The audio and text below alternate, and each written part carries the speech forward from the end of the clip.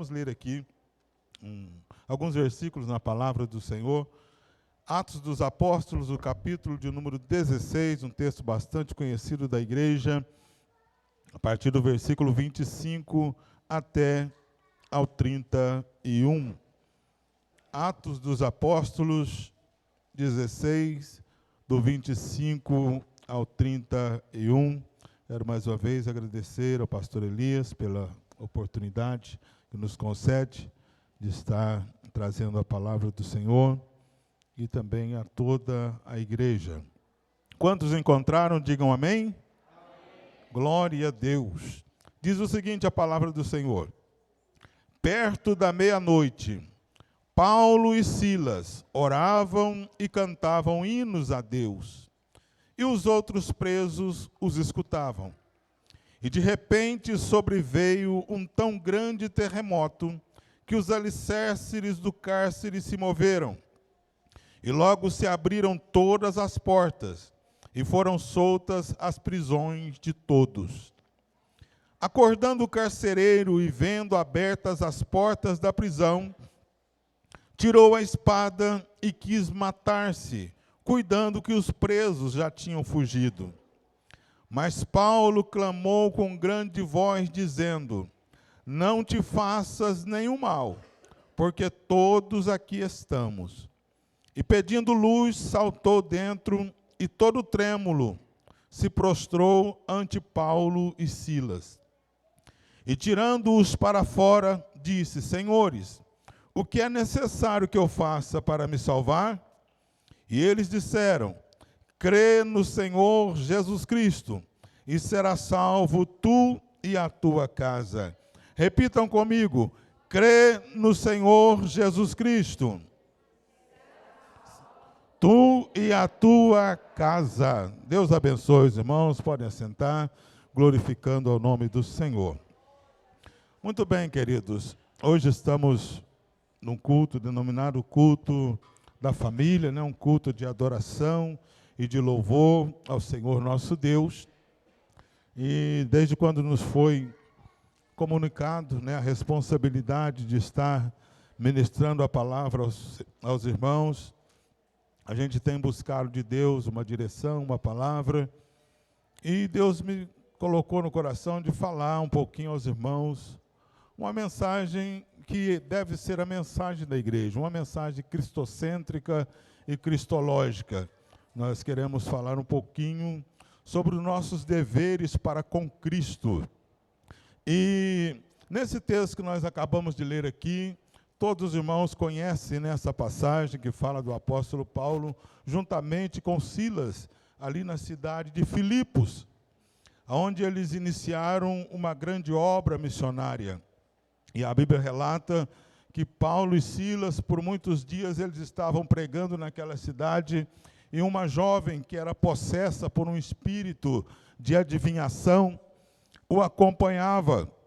E onde que Paulo e Silas pregavam, aquela mulher dizia: olha, esses dois aí são servos do Deus Altíssimo, e começava a gritar ali, incomodar as pessoas. Ela estava querendo chamar a atenção das pessoas para si.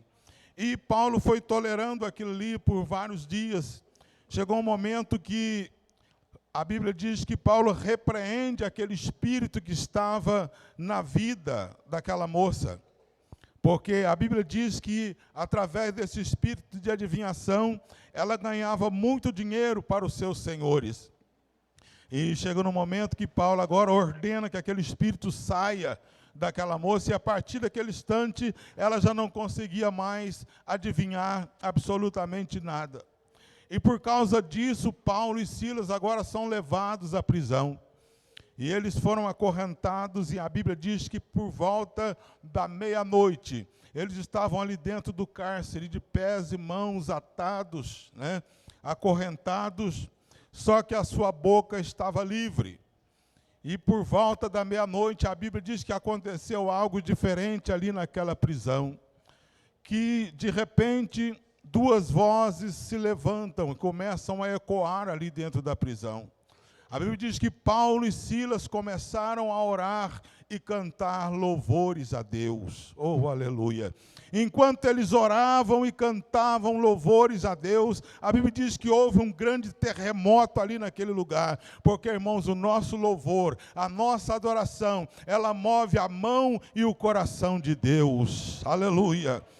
Então, quando Paulo e Silas estão ali adorando a Deus, houve um grande tremor ali naquela prisão, e a Bíblia diz que as portas se abriram, os ferrolhos caíram, as correntes espedaçaram. E quando o carcereiro acordou com aquele terremoto, ele olhou e viu todas as celas abertas. E ele agora entrou em desespero.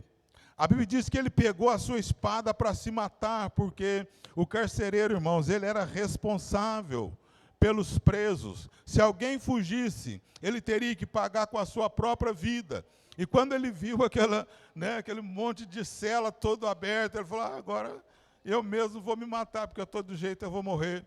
E quando ele pega a sua espada para se matar, Paulo dá um grito e diz, olha, não faça isso, não faça tal, porque todos nós estamos aqui. Oh, glória a Deus, aleluia. E agora a Bíblia diz que o carcereiro pediu luz, pediu para que alguém acendesse a luz ali naquela prisão. E eles acenderam as candeias. E o carcereiro agora tira para fora Paulo e Silas e os leva para a sua casa. E ali começa a tratar dos ferimentos de Paulo e de Silas. E a Bíblia diz que ele todo trêmulo. Ele pergunta para Paulo, o que eu tenho que fazer para me salvar? O que eu preciso fazer para ser salvo? Aleluia! Porque com certeza, antes de Paulo e Silas estarem ali cantando aqueles louvores a Deus, eles já haviam anunciado o evangelho ali naquele lugar. Ele já havia pregado que Jesus Cristo, ele é a salvação. E aquele instante, aquele homem diz, o que eu preciso fazer para ser salvo? E Paulo agora diz, olha, creia no Senhor Jesus Cristo e será salvo você e a sua família. Glória ao nome do Senhor, porque os irmãos sabem, querido, que o propósito de Deus é salvar toda a nossa família. Em ti serão abençoadas todas as famílias da terra. Deus não quer salvar apenas um membro da família, mas Ele quer salvar toda a nossa família. Então Paulo diz, olha, creia no Senhor Jesus Cristo. Se você crê em Jesus Cristo, você será salvo e também a sua família será salvo. Glória ao nome do Senhor. E eu confesso aos irmãos que eu estou muito feliz hoje, estou alegre, bastante alegre por uma notícia que eu recebi ontem. Eu tenho 4 irmãs, 3 moram em Passos e uma mora em Belo Horizonte. E ontem eu recebi um vídeo da minha irmã, que mora lá em BH, na igreja, adorando o nome do Senhor, cantando louvores a Deus. Então Deus já está fazendo uma grande obra. Primeiro Deus salvou o filho dela, ela foi para Belo Horizonte por causa do filho. Eu tenho um sobrinho que ele é jogador de futebol, joga no Cruzeiro, só que ele está emprestado para o Citizen, lá na Coreia do Sul. E a minha irmã foi para lá para estar com ele, e o menino converteu, se batizou o ano passado, e agora a mãe dele também se batizou, e ontem eu vi o vídeo, fiquei muito emocionado, muito alegre. Então, isso é cumprimento da palavra de Deus, Deus salvando nossos familiares, Deus salvando a nossa família. Então, irmãos, essa noite eu quero falar um pouquinho sobre alguns deveres nossos para com Cristo.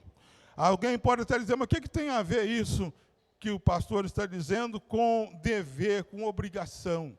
Porque todos nós que estamos aqui, irmãos, somos cristãos, somos seguidores de Cristo. E o cristão, ele não tem só vitória, só vitória, só vitória. Ele tem também deveres. Nós temos obrigações para com Cristo. E eu quero falar sobre algumas dessas obrigações, alguns desses nossos deveres para com o nosso Senhor e Salvador Jesus Cristo, para preservar essa salvação que Ele tão graciosamente nos oferece. Primeiro dever nosso como cristão é crer no Senhor Jesus Cristo.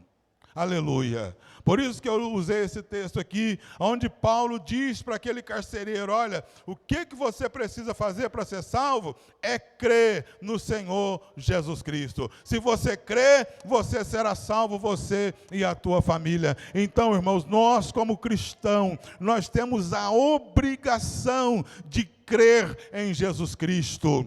Crer é diferente de acreditar.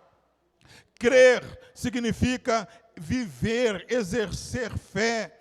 Jesus diz, olha, vocês serão as minhas testemunhas. Então, a Bíblia diz que a fé, ela é o firme fundamento das coisas que se espera, daquilo que não se vê. Então nós precisamos crer no Senhor Jesus, para que nós sejamos salvos, assim como eu disse, sejamos salvos nós e a nossa casa. Por que nós precisamos crer em Jesus Cristo, irmãos?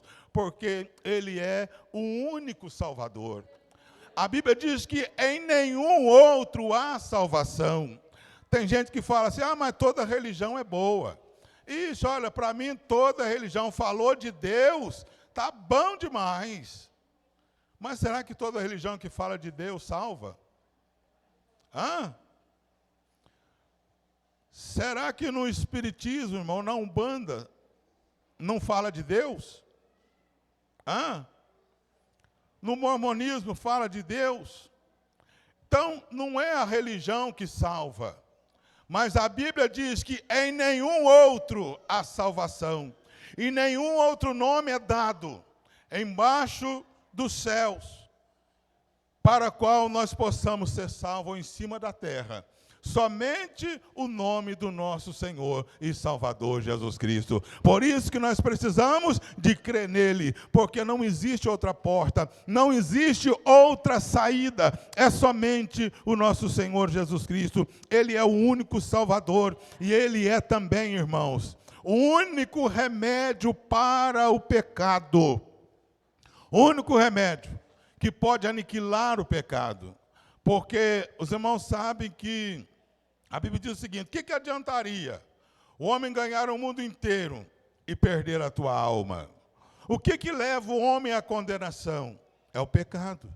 A Bíblia diz que o salário do pecado é a morte, mas o presente gratuito de Deus é a vida eterna em Cristo Jesus, nosso Senhor. Aleluia! Jesus, ele é o único remédio contra o pecado. Se os irmãos olharem no Evangelho de São João, no capítulo 3, versículo 14, Jesus conversando com Nicodemos, Jesus diz, olha, assim como levantaram uma serpente no deserto, assim importa que o Filho do Homem seja levantado, para que todo aquele que nele crê não pereça, mas tenha a vida eterna.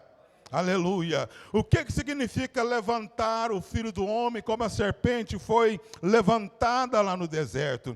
Jesus estava fazendo uma mensagem de uma passagem bíblica, a menção de uma passagem bíblica, que está registrado no livro de Números, capítulo 21, versículo 9, onde a Bíblia fala que os israelitas, com destino, caminhando para a terra prometida, no meio do deserto, pela desobediência do povo, pela rebeldia do povo, Deus permitiu, irmãos, que viessem serpentes venenosas, que saíam do meio da areia e picava as pessoas.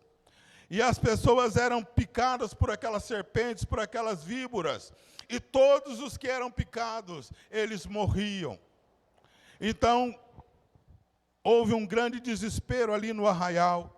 As pessoas começaram a ficar desesperadas. E foram até Moisés, falaram, Moisés, o povo está morrendo. Intercede por nós diante de Deus, faça alguma coisa. Porque toda hora alguém era picado por aquelas víboras.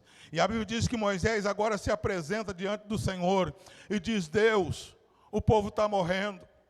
E Deus agora fala, Moisés, faz uma serpente de metal e coloca sobre uma haste e bota no meio do arraial. E há de ser que qualquer pessoa que for picada por uma serpente aí no meio da areia, no meio do deserto, é só essa pessoa correr e olhar para a serpente de metal que ela será curada. O efeito do veneno da serpente será cortado. E assim acontecia, irmãos. Moisés mandou fazer uma serpente de metal e colocou no meio do arraial. As pessoas que eram picadas ali no deserto corriam, olhavam para aquela serpente de metal e eram curadas. Aí Jesus agora usa essa metáfora e diz, olha, assim como Moisés levantou a serpente no deserto, assim também o Filho do Homem será levantado. E todo aquele que olhar para ele, todo aquele que nele crê, não perecerá. Aleluia, glória a Jesus. Lá no Antigo Testamento, irmãos, as pessoas eram curadas do veneno da serpente. E agora no Novo Testamento, olhando firmemente para Jesus, nós somos curados do veneno do pecado. Por isso que a Bíblia diz aqui que precisamos de crer nele, porque ele é o único remédio, ele é o único salvador e ele é também o nosso único intercessor. Aleluia. A Bíblia diz lá em Hebreus que nós temos um sumo sacerdote diante de Deus, que está lá nos céus e que intercede por nós. Por isso que o apóstolo João, ele disse, filhinhos, não pequeis, mas se porventura alguém de vocês pecar, porque o pecado para o crente, irmão, é acidente, viu? Pecado na vida do crente não é normal, não. Porque mas não tem problema não, né? A gente peca, mas Jesus é bonzinho, Deus é amor, né? Mas o pecado não pode tornar uma rotina na vida do cristão. A Bíblia diz que aquele que vive no pecado, ele pensa que está vivo, mas está morto. Mas acontece de nós falharmos, porque todos nós somos imperfeitos. Aí João fala, olha, filhinho, não pequeis, viu? Não vive pecando, não. Mas se acontecer um deslize, se um de vocês pecar, lembre-se que nós temos um advogado diante de Deus, que é Jesus Cristo, o homem. Oh, aleluia. Então, Jesus, ele é o nosso único intercessor, irmãos. Porque tem por aí um ditado que fala assim, ó, pede à mãe que o filho atende. Onde está escrito isso na Bíblia, irmãos? Lá em São João, eles baseiam isso aí naquela passagem, São João no capítulo 2, né? Quando faltou o vinho ali, em Caná da Galileia, que Maria vai até Jesus e fala, ó, Jesus, acabou o vinho. Aí o que Jesus falou? O que tenho eu contigo, mulher? O que eu tenho com isso? O que eu tenho com você? Né? Então, irmãos, não é pedir a Maria que Jesus vai responder. O único intercessor é Jesus Cristo. Ele é o único que derramou o teu sangue por nós. E o único que está à direita do Pai. O único que tem o poder intercessório. Louvado seja o nome do Senhor. Aleluia. Então a nossa primeira obrigação para com Cristo é crer nele, é acreditar nele, é confiar nele, é saber que sem ele não somos absolutamente nada. Quantos podem dar um glória ao nome do Senhor nessa noite? Quantos podem exaltar o nome desse Jesus maravilhoso? Oh, aleluia. Segundo dever, irmãos, crer nele e também estar nele. São João, capítulo 15, versículo 4. Jesus fala assim, estai em mim e eu em vós. Assim como a vara de si mesmo não pode dar fruto se não estiver na videira, assim também vós, se não estiverdes em mim. Estai em mim e eu em vós, porque sem mim nada podeis fazer. Então é necessário que nós estejamos em Cristo. O que significa estar em Cristo, irmãos? É muito além de estar numa igreja. Tem pessoas que pensam que estar em Cristo é estar na igreja. Eu sou membro da AD Colheita, eu sou membro de tal igreja assim, assim.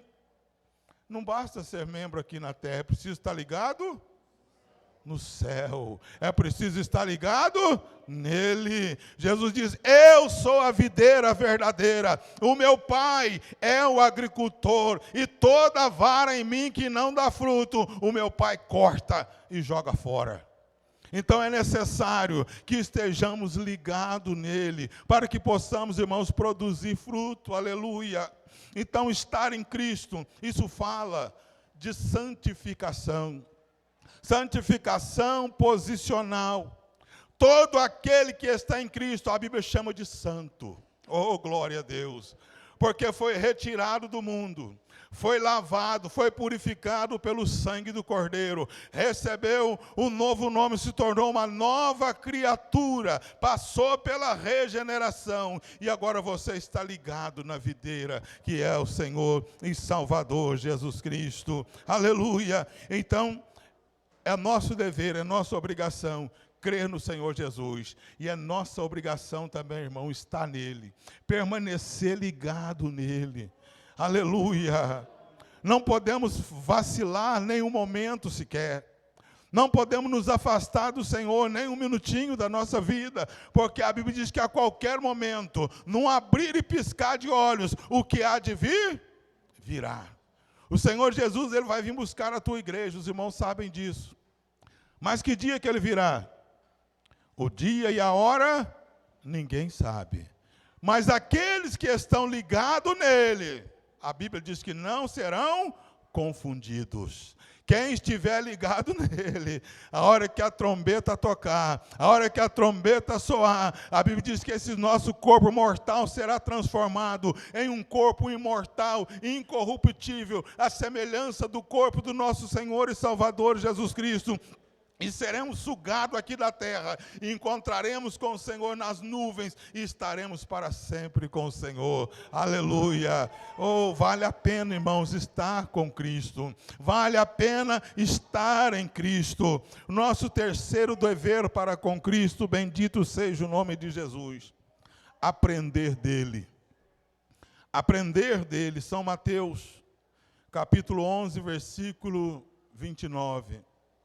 Jesus fala assim: aprendei de mim, que sou manso e humilde de coração. Tomai sobre vós o meu jugo. Aleluia. Porque o meu fardo é leve e o meu jugo é suave. Oh, maravilhoso. Aleluia. Então, irmãos, aprender de Jesus. Hoje o mundo está assim, ó, de mestre. Está assim de gente ensinando. Você entra na internet aí, nos YouTubes da vida, você cansa de ver gente ensinando. Tem mestres aí à vontade. Um tem 5 milhões, 10 milhões, 3 milhões de seguidores e está ensinando. Mas a Bíblia diz que nós temos que aprender de Jesus Cristo. Ele é o mestre dos mestres. Ele é o mestre por excelência. Os irmãos sabem que só nos evangelhos, 90 vezes Jesus é chamado, quando Jesus ele é chamado ali nos evangélicos, nessas 90 vezes, 60 vezes ele é chamado de mestre, ele é chamado de rabi, ele é chamado de raboni, porque ele é o mestre dos mestres, ele é o mestre por excelência, e ele diz: aprendam de mim. Aprender o quê? Aprender a ser manso, aprender a ser humilde. Irmãos, o que tem de crente brabo nesse mundo? Misericórdia. Tem uns cristãos, depende do jeito que você olhar para ele, você já arrumou problema, você já arrumou confusão. Mas Jesus diz: aprendam de mim, porque eu sou manso. E além de manso, eu sou humilde. Lá em São João, no capítulo de número 13, a Bíblia fala que Jesus chega ali onde estão os seus discípulos. Ele pega uma toalha, amarra na sua cintura, pega uma bacia, enche de água e manda os discípulos assentarem. E ele vem e joelha na frente de cada um deles. Com a permissão aqui, irmão Zezinho. Jesus ajoelha, pega o pé dos discípulos e começa a lavar. E quando Jesus começa a fazer aquilo, os discípulos entenderam, porque aquilo ali, irmãos, lavar o pé das pessoas, era a função do escravo. E não era de qualquer escravo, era do escravo de classe mais inferior. Era que era colocado para lavar o pé dos visitantes quando alguém chegava na casa. E agora, quando Jesus se cinge, pega aquela bacia e começa a lavar o pé dos discípulos, Pedro falou: meu pé você não vai lavar não, Senhor. o meu pé o senhor não vai lavar, que o senhor não vai ser meu escravo, não. Aí Jesus fala, Pedro, se eu não lavar o seu pé, você também não terá parte comigo. Aleluia. Por quê, irmão? Jesus estava dando um exemplo. Ele diz, olha, vocês me chamam de mestre e de senhor. E eu verdadeiramente sou mestre. Eu sou senhor. Mas eu estou dando um exemplo para vocês. Para que vocês façam como eu. Sejam mansos e sejam humildes de coração. Aleluia. Aleluia. Quando Pedro entendeu aquilo, ele falou, não, Senhor, pode lavar meu pé, pode lavar minha cabeça, pode lavar meu corpo inteiro. Aleluia. Bendito seja o nome do Senhor. Então, irmãos, aprender do Senhor Jesus. Nós precisamos aprender um pouco mais, conhecer mais de Cristo. Às vezes nós conhecemos muito dos homens, conhecemos muitos de teologias, mas esquecemos de conhecer o Salvador. Esquecemos de ouvir mais a voz de Jesus. E a Bíblia diz que a voz dele é mansa, a voz dele é suave. E vale a pena a gente parar para ouvir Jesus. Os irmãos conhecem aquela passagem também de Marta e Maria, né? Que a Bíblia diz que Marta estava afadigada, preocupada ali com os seus afazeres. Mas Maria estava ali nos pés do Senhor Jesus, ouvindo os seus ensinamentos. E Jesus fala, Marta, você está fadigada com muitas coisas, mas Maria escolheu a melhor parte, que não lhe será tirada. Qual que é a melhor parte, irmãos? Aprender de Jesus. Aprender com o mestre dos mestres. Amém? Então é nosso dever, é nossa obrigação aprender de Jesus. Talvez alguém possa dizer, mas como que a gente vai aprender de Jesus? Jesus não está aqui para nos ensinar. Está ou não está? Jesus está aqui, irmãos. Jesus está no nosso meio. Mas Ele fala conosco, sabe de que forma? Através da pregação, através do ensino da palavra de Deus, através da escola bíblica dominical. Jesus nos ensina todos os dias. Oh, glória a Deus, aleluia. Aprendei de mim, que sou manso e humilde de coração. E também, irmãos, estou acelerando um pouquinho aqui, para não ultrapassar o tempo. Nosso quarto dever para com Cristo é olhar para Ele. Está onde está escrito isso? Hebreus capítulo 12, versículo 2. Olhando firmemente para Jesus, o autor e consumador da nossa fé.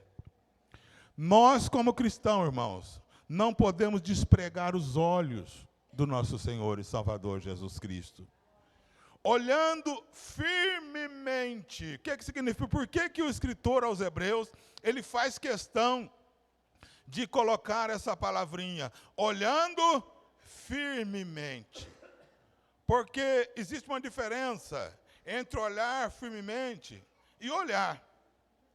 Quando você olha para alguém ou para alguma direção, você olha e desvia o olhar.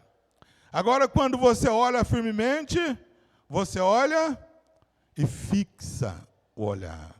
Então, em Jesus, a Bíblia diz que nós temos que olhar firmemente. Tem muito cristão, irmãos, que estão se desviando, estão perdendo a direção, estão perdendo a salvação, porque estão perdendo o foco. Às vezes até olham para Jesus, de vez em quando, mas a sua visão, o seu foco está no mundo, está no pecado. De vez em quando, ele dá uma olhadinha para Jesus. De vez em quando, ele dá uma lidinha na Bíblia. De vez em quando, ele faz uma visita na igreja. Mas a Bíblia diz que nós precisamos de olhar firmemente para o Senhor Jesus Cristo, porque Ele é o autor, Ele é o consumador da nossa salvação, Ele projetou, Ele executou a nossa salvação, e agora nós precisamos permanecer firmes nele, precisamos permanecer olhando, fitando nele, aleluia, glória a Jesus. Irmãos, conhecem aquela passagem lá da travessia do mar, né? A Bíblia diz ali que os discípulos, Jesus havia ficado do outro lado do mar e mandou que os discípulos fossem adiante, eles iriam atravessar ali o mar da Galileia, e Jesus ficou para trás, orando. E quando foi de madrugada, a Bíblia diz ali que por volta das 3 horas da manhã, Jesus vem caminhando por sobre o mar, sobre as ondas. E quando os discípulos olharam em cima do mar, ele viu aquele vulto caminhando. E a Bíblia diz que eles acharam que era um fantasma. Falaram, agora Deus, se não bastasse a tempestade no mar, agora ainda vem fantasma ainda. Mas aí Jesus diz, olha, fique tranquilo, sou eu. Glória a Jesus. Você pensou, hein? Maravilha. A hora que Jesus fala, pode ficar tranquilo, não precisa apavorar não é fantasma não, sou eu. Aí Pedro, os irmãos conhecem a passagem, né? Pedro fala, se é o Senhor mesmo, né? Olha, o Pedro sempre questionando, né? Sempre duvidando. Mas se é o Senhor mesmo, mande que eu vá ter contigo sobre as águas. Aí Jesus fala, então vem. Glória a Deus, aleluia. E a Bíblia diz que Pedro agora desce, irmãos, no meio do mar, sobre as águas. Ele pisa em cima da água e começa a andar, olhando firmemente para Jesus. Enquanto ele estava caminhando, olhando firmemente para Jesus, as águas não o submergiram. Por isso que a Bíblia diz, né? Se passares pelas águas, elas não te submergirão. E Pedro olhando para Jesus, lá vai andando, mas de repente, Pedro desvia a visão. E ele olhou para o lado e viu o vento. Ele viu as ondas se elevando. E quando ele olha para o lado, ele falou, o que eu estou fazendo aqui? O que eu estou fazendo aqui? A Bíblia diz que ele começa a afundar. E assim acontece também na nossa vida, irmãos. Quando a gente começa a olhar para o lado, tem muito crente que fica na igreja caçando defeito no conjunto, caçando defeito no pastor, caçando defeito nos obreiros. Toda instituição terrena tem defeito. Eu não esqueço uma palavra, uma certa feita, o pastor Antônio Gilberto, ele até colocou no comentário da escola bíblica dominical. Ele diz o seguinte, olha, se você encontrar uma igreja perfeita, não faça parte dela. Se você encontrar uma igreja perfeita, não faça parte dela. Por quê? Porque senão você vai estragar ela. Porque nós somos imperfeitos. Se você encontrar alguma igreja perfeita, alguma coisa está errada, né? Se nós entrarmos, nós vamos estragar. Então, irmãos, olhando firmemente para Jesus, porque Jesus não tem defeito. Muitas pessoas perderam a sua salvação. Muitas pessoas vacilam na fé, porque ficam olhando para A, ficam olhando para B. Mas a Bíblia diz que nós precisamos de olhar firmemente para o Senhor Jesus, porque só Ele é o autor e consumador da nossa fé. Amém? Glória a Deus. E a quinta atitude também, para com Cristo, irmãos, ir após Ele. São Mateus, capítulo 4, versículo 19. Disse-lhe Jesus, vinde após mim, e eu vos farei pescador de homens. Aleluia. Esse texto aqui fala da chamada dos primeiros discípulos.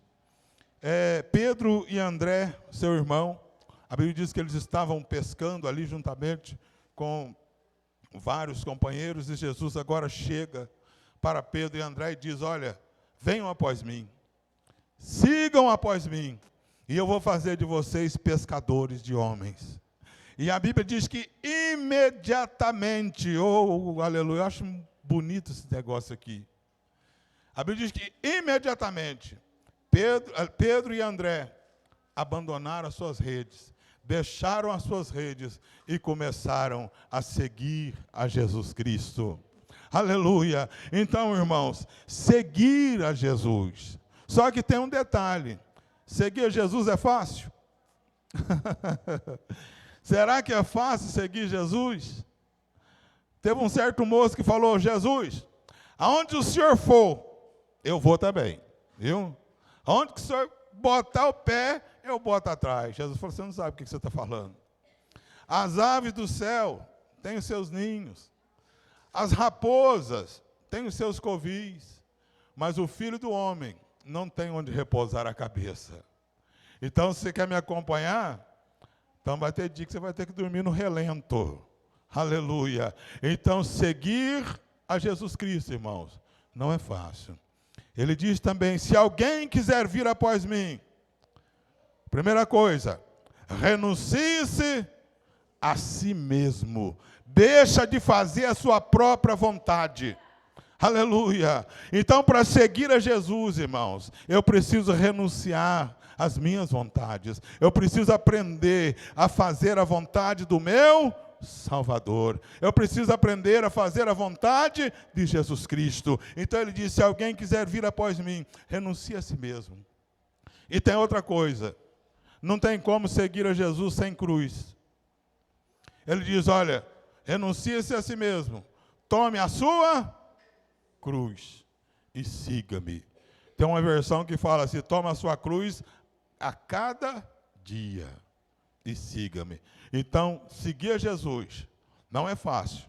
Tem cruz todo dia. Todo dia tem cruz. Só que a cruz, irmãos, é instrumento de vitória. Jesus venceu lá na cruz. Foi na cruz que ele deu o brado de vitória. Foi na cruz que ele diz, Pai, está consumado. Pai, está completo a minha obra, bendito seja o nome do Senhor Jesus. E é levando a cruz, irmãos, que nós vamos também cantar o hino da vitória. Se nós quisermos chegar do outro lado, precisamos também levar a nossa cruz. Só que eu quero dizer para os irmãos, vai valer a pena. Vai valer a pena, aleluia, quando nós chegarmos lá na glória. Quando a Bíblia diz que nós vamos comparecer diante do tribunal de Cristo. E o Senhor Jesus agora vai dizer, vinde bendito do meu Pai, possuí por herança o reino que vos está preparado antes da fundação do mundo. Oh, glória a Deus, aleluia. E a Bíblia diz que vamos receber um novo nome, vamos receber uma coroa, um galardão, aleluia. Aí vamos esquecer todo o sofrimento da cruz. Vamos esquecer os relentos, as noites em claro. Porque, irmãos, como eu disse aqui, Jesus ele nos deixou o exemplo em tudo.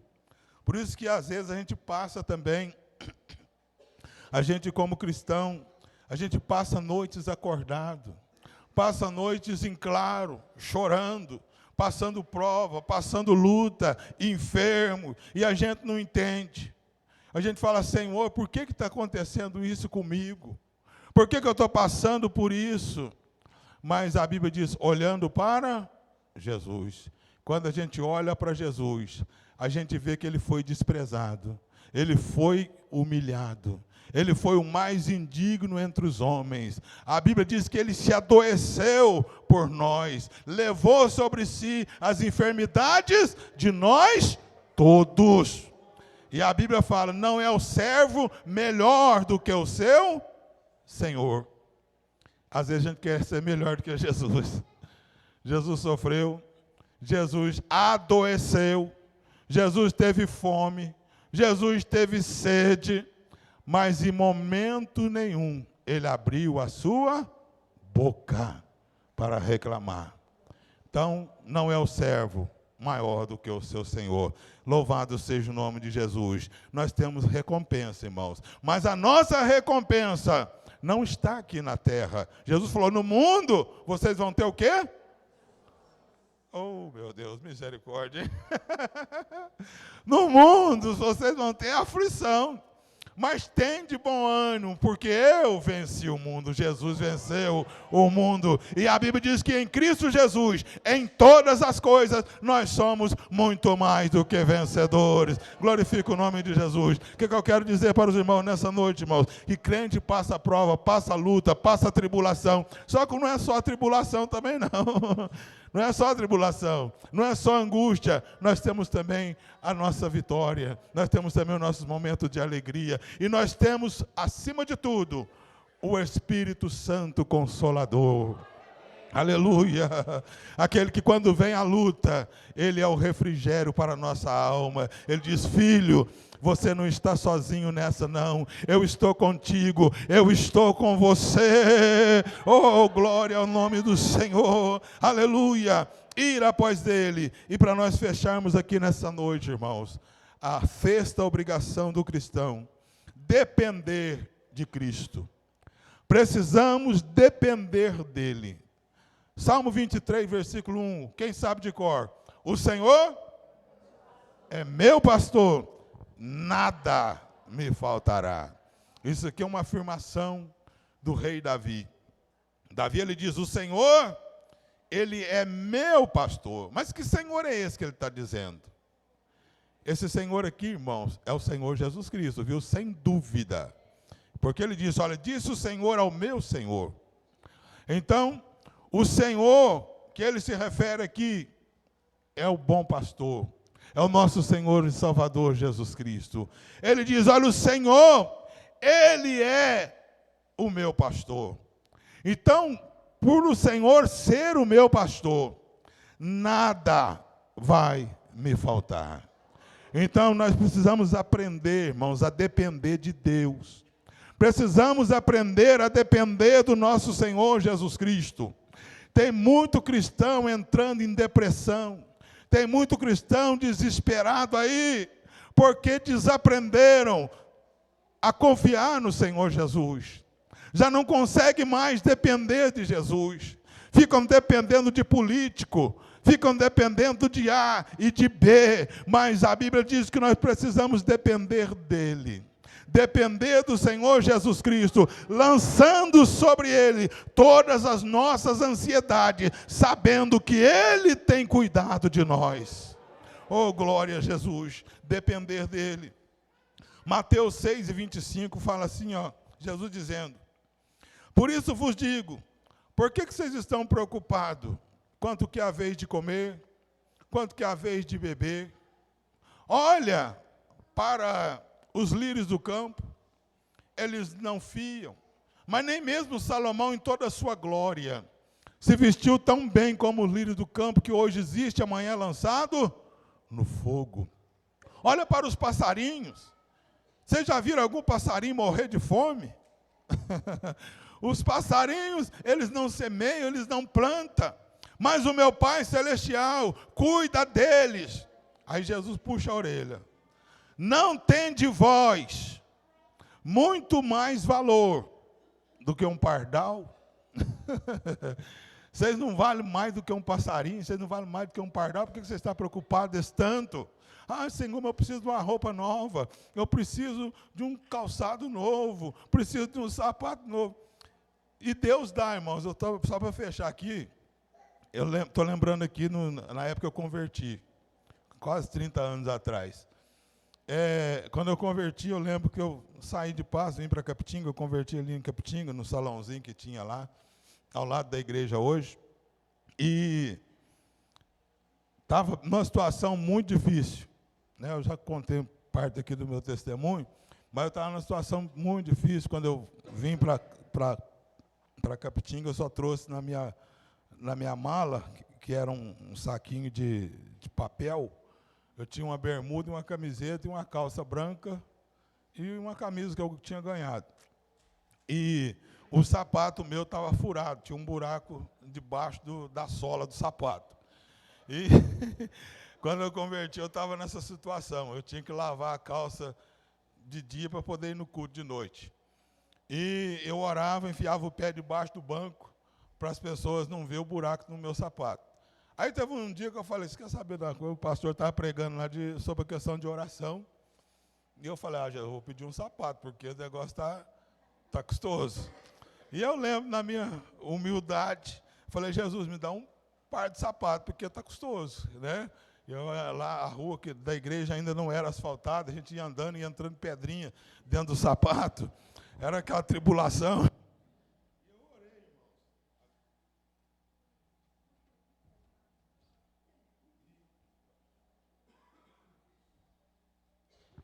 E eu lembro que eu orei a Deus, irmãos, ali no banco da mocidade, né? Pertencia ali aos jovens. A hora que terminou o culto, eu saí. A hora que eu estava saindo na porta da igreja, chegou um jovem do meu lado e falou: irmão, vão lá em casa. Aí eu falei: por quê? Falou: vamos lá em casa que eu tenho um negócio para te mostrar lá. E eu fui com ele, desci a morar para baixo da igreja, cheguei lá. Ele foi lá no guarda-roupa, pegou 2 caixas de sapato. Falou: que número que você calça? Eu falei o número, falou: tá esse aqui, ó. Aí pegou um par de sapatos social e um par de sapatos esporte, novinho, nunca tinha sido usado, e me deu aquele par de sapatos. Falei: Jesus ouviu minha oração. Mas o que aconteceu, irmãos? Faz quase 30 anos, de lá para cá, eu comprei, eu lembro, 2 pares de sapato. Já faz mais de 30 anos, eu comprei 2 pares de sapatos. Sempre que o sapato já vai chegando, como diz, chegando no limite, alguém chega e me dá um par de sapatos. E Jesus vem me suprindo até agora. Então, irmãos, é que Jesus está dizendo: por que vocês estão preocupados? Não preocupa não, viu? Porque Jesus, Ele cuida de nós. Então, o Senhor é o meu pastor, nada me faltará, lançando sobre Ele toda a nossa ansiedade. Então vamos confiar mais em Jesus. Pode confiar nele, querido, porque Jesus, Ele não falha com ninguém. Eu quero, com a permissão do nosso pastor, convidar você, convidar a igreja a ficar